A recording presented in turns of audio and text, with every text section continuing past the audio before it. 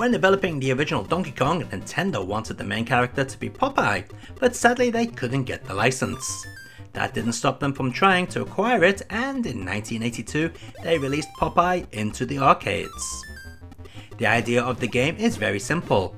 Olive Oil will throw items down towards the water at the bottom of the stage, and it's up to you to collect the required amount before they sink in order to move on to the next stage.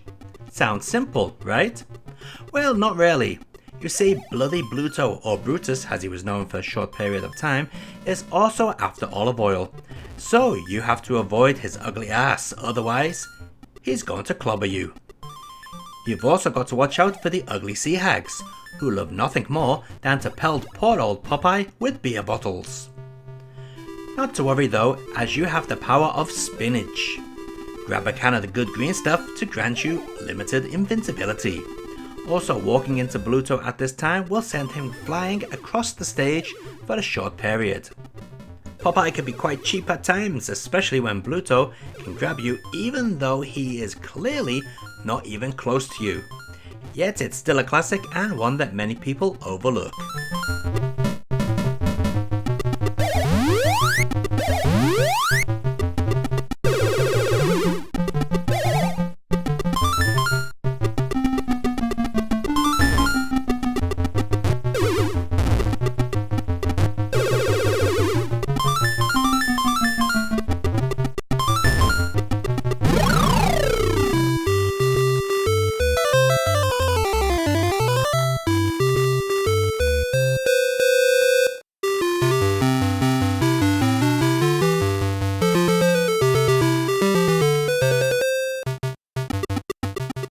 Most ports of Popeye were handled by the Parker brothers, but the Famicom version was ported directly by Nintendo.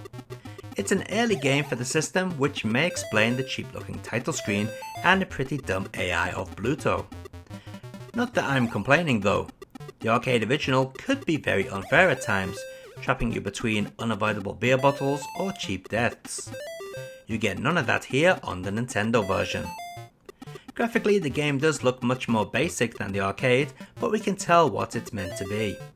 Everything is where it should be and plays as it should. Well, in terms of the main mechanics that is. With that in mind, Popeye on the Famicom is a pretty nice port.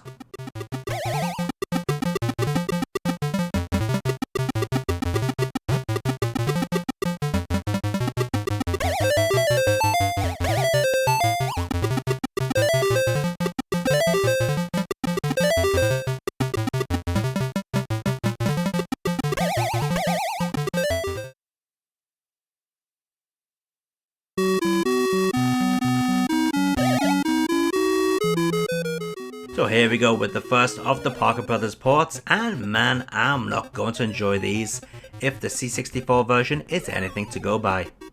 For a start, could they have even done less work on the title screen? It's awful! Play in default system fonts. Then comes the game. While it looks reasonable for the time, it's not fun to play. You see, Bluto can grab you from below or above without any tell. That's right. It's just pot luck if he goes to grab you or not. There's no way to tell. This issue alone breaks the game for me.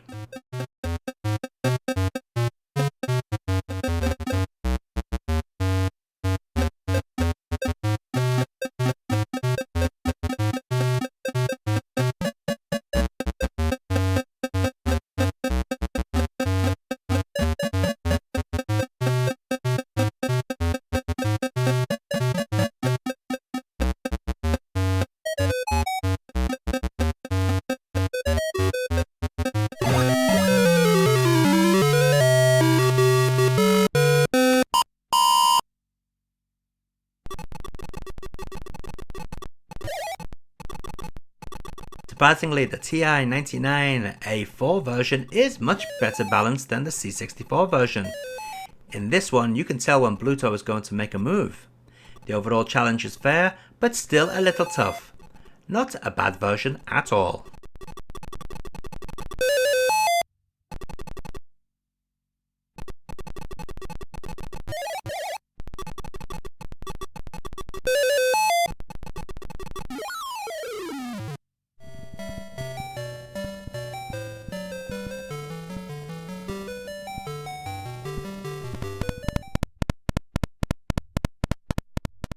Oh wow, just wow. At first I didn't even think this was the right game. I know the Apple II is not a powerhouse when it comes to game graphics, but we've seen so much better than this on the system in the past. What on earth happened here? This is quite the odd port. You can now walk from one side of the screen to the other at any location. The spinach just floats across the play area and pour olive oil is nowhere in sight. I wonder how the Atari 2600 version is going to compare to this.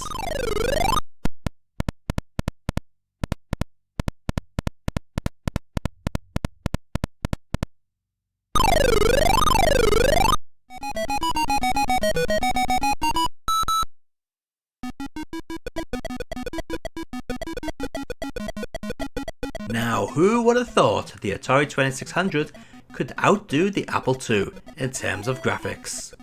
Popeye on the Atari 2600 is actually a good port. It seems that a lot of Atari 2600 ports play really well despite looking as primitive as can be. I also like the way this version has background music, although to be fair, it will drive you crazy after a while.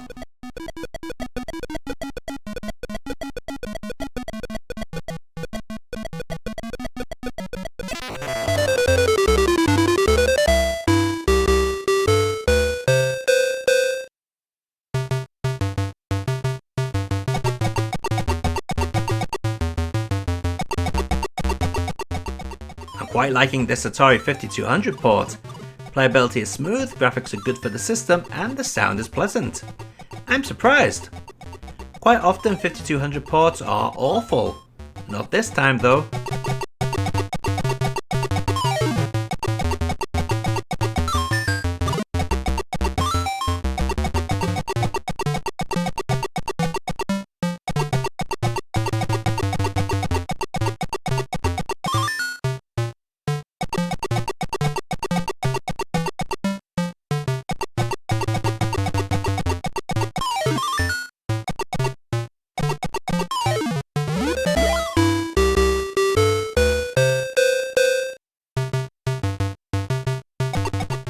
It comes as no surprise that the Atari 8-bit line of computers port is identical to the 5200 version.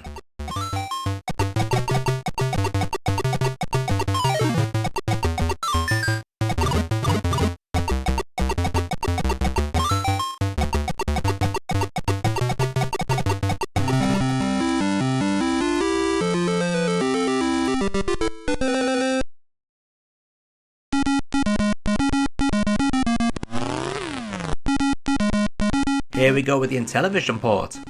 Yet again, this one plays rather well. I also like the way Popeye seems to karate chop the beer bottles. The game does have one very annoying issue, and I'm sure you've already figured out what that is. Yep, every time a sound effect plays, the music resets. You'd be better off just switching off the sound. It's a shame too, because I think the game sounds pretty good for the Intellivision. If only the music didn't keep resetting.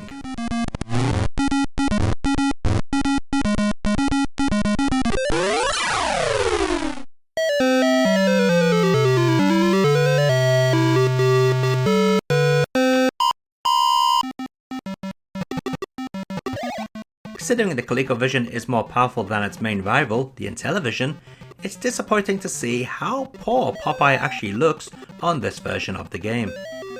Why is he all white? At least Bluto has some design. This isn't the main problem of this port, neither are the controls. What is the problem is sprite flicker. Oh yes, almost half of the time the objects you are meant to be collecting can't even be seen. You'll end up picking up most of them by pure luck. I would have expected better from the ColecoVision.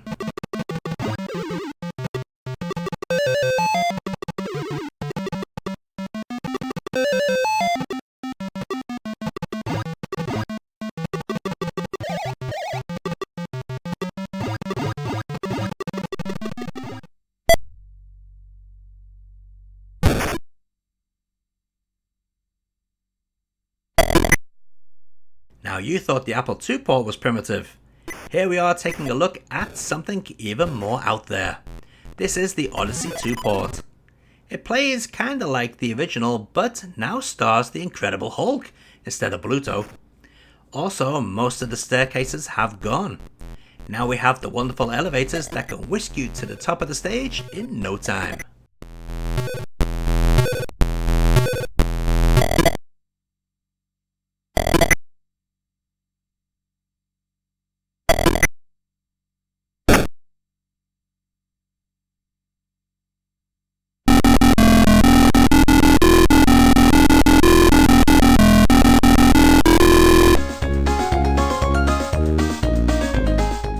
In the early 2000s, Namco released a Java-based mobile version of Popeye onto phones, and it's excellent.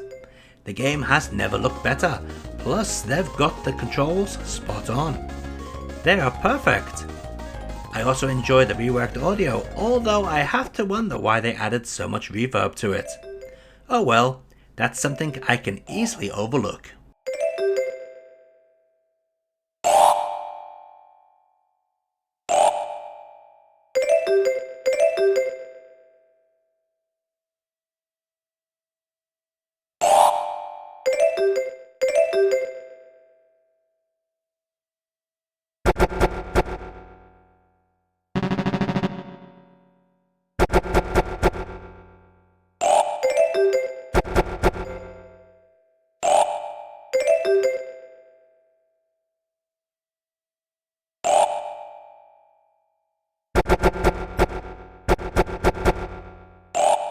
And let's take a look at all those versions of Popeye running side by side.